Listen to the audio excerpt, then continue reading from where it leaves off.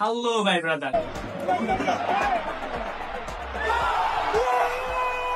গত রাত্রে 2024-এর লাস্ট ম্যাচটা খেলে ফেললো রিয়াল মাদ্রিদ এবং একটা পাকলা ম্যাচ খেললো রিয়াল মাদ্রিদ, যেখানে আমরা সেভিয়াকে 4-2 গোলে হারাই দিছি। ভাই এমবাপ্পে ইজ ব্যাক। এমবাপ্পের এই গোলটা দেখার পরে তুমি অবশ্যই এই কথাটা বলতে হবে যে এমবাপ্পে ইজ ব্যাক, এবং এমবাপ্পে সুলভ গোল করা শুরু করে দিছে। এবং তারপরে ভাই বালবার্ডে জাস্ট ব্যাঙ্গার, বক্সের বাইরে থেকে রকেট লঞ্চ করছে এবং গোল। তার কিছুক্ষণ পরে 34তম মিনিটে ভাই সবচেয়ে underrated Real Madrid player Brazilian Rodrigo গোয়েস, ভাই ক্লিনিক্যাল ফিনিশ যেটাকে বলে টিম ওয়ার্ক গোল, আউটস্ট্যান্ডিং গোল করছে। তারপরে তুমি যদি ফার্স্ট হাফে রিয়াল মাদ্রিদের ম্যাচটা দেখো ভাই, এই সিজনের one of the best first half Real মাদ্রিদের, যেখানে আমরা 3-1 গোলের লিড নিয়ে ফার্স্ট হাফটা শেষ করি। এই ম্যাচে ভিনিসিয়াস জুনিয়র ছিল না, বাট রদ্রিগো গোয়েস ভিনিসিয়াস জুনিয়রের অভাবটা বুঝতে দেয়নি এবং নাম্বার 9 পজিশনে এমবাপ্পে অবশেষে ক্লিক করা শুরু করছে। এবং ব্রাহিমকে নিয়ে একটু ডাউট ছিল যে ফুল ম্যাচ খেললে ও ওই রকম লেভেলের পারফরমেন্স করতে পারে না, কিন্তু রাইট সাইডে গতকালকে ব্রাহিম যথেষ্ট ভালো একটা পারফরমেন্স দেখাইছে।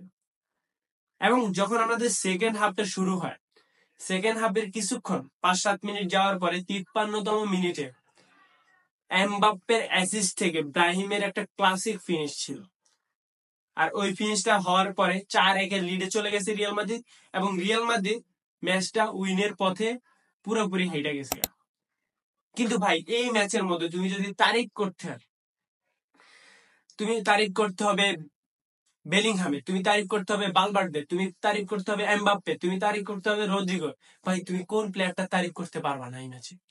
ভাই যেই বাস্কেটকে নিয়ে আমরা কথা বলি, বাস্কেট অবশ্যই গত ম্যাচে আমরা ওকে ডিফেন্সিভলি অনেক ফুর দেখতে পাইছি বা অনেক উইক দেখতে পাইছি, বাট এই ম্যাচে ওর অ্যাটাকিং অ্যাপ্রোচে এত ভালো অ্যাটাকিং অ্যাপ্রোচ দেখাইছে সেভিয়ার সাথেও, ভাই জাস্ট ব্যাঙ্গার। মানে ওর অ্যাটাকিং অ্যাপ্রোচটা, মানে একজন ফুলব্যাকের অ্যাটাকিং অ্যাপ্রোচটা এত ভালো হইতে পারে গতকালকে ও আমাদেরকে বুঝাই দিছে। এবং লেফট ব্যাক আমরা ফার্মিনকেও দেখতে পাই না, মেন্ডিকেও দেখতে পাই না, আমরা গতকালকে লেফট ব্যাকে ভাই আমার ফেভারিট প্লেয়ার রিয়াল মাদ্রিদের কামাভিঙ্গাকে দেখতে পাইছি। একে যেই কোনো পজিশনে দিয়ে দিবা, আউটস্ট্যান্ডিং পারফরমেন্স করে দেখাই দিবে। এবং আমি ফার্স্ট একটু ডাউট ছিলাম যে এই যদি লেফট ব্যাকে খেলে বা লেফট ব্যাকে স্টার্ট করে, এই হয়তো পজিশন মিস্টেক করতে পারে, বাট না ভাই, এটা কামাভিঙ্গা। আর কামাভিঙ্গা গতকালকে লেফট ব্যাকে খেলার কারণে কর্তার জন্য অনেকটা হেল্প হয়েছে, যেখানে কর্তা লং বল দেওয়া লাগতো ডিরেক্ট লেফটে ভিনিসিয়াস জুনিয়রকে, যেখানে আমরা ভিনিসিয়াস জুনিয়রকে দেখতে পাই না, রদ্রিগোকে, বা বলতে পারছো রদ্রিগোকে লং বল দেওয়া লাগতো, ওই লং বল গুলো দিতে হয় নাই, ওইটা কামাভিঙ্গাকে সাপ্লাই করছে এবং কামাভিঙ্গা যথেষ্ট ভালোভাবে ওইটাকে অ্যাপ্লাই করছে বা পাস ডিস্ট্রিবিউট করছে। যে এই ম্যাচটা দেখার পরে আমরা রিয়াল মাদ্রিদ অবশ্যই খুশি হইতে পারে।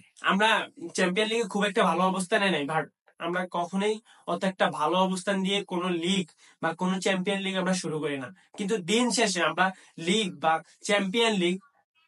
চ্যাম্পিয়ন হয়ে বা ভালো একটা পজিশনে যায় শেষ করি।